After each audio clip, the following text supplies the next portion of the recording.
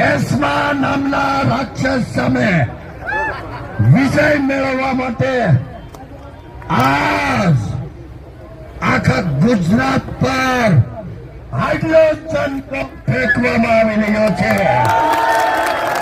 Hydrogen bomb સામે આપણી સેના જીવિત છે અને જીવિત હોય ને ઈ જ લડત કરી શકે. કોઈ ના મર્દોનું કામ નથી, કામ નથી. આ તો મારી ઝાંસીની નાની માતાઓ બહેનો છે અને શહીદ ભગતસિંહ રૂપી મારા સર્વ ભાઈઓ છે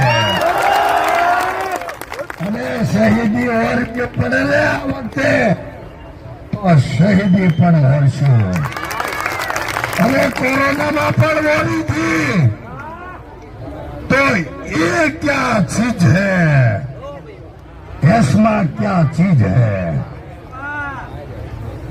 खूब खूब आभार.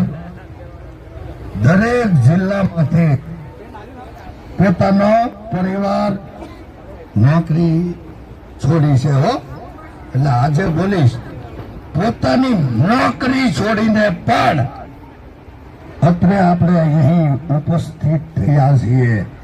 શા માટે કે સરકારે પ્રહાર શરૂ કરી દીધા કે આનો હડતાલ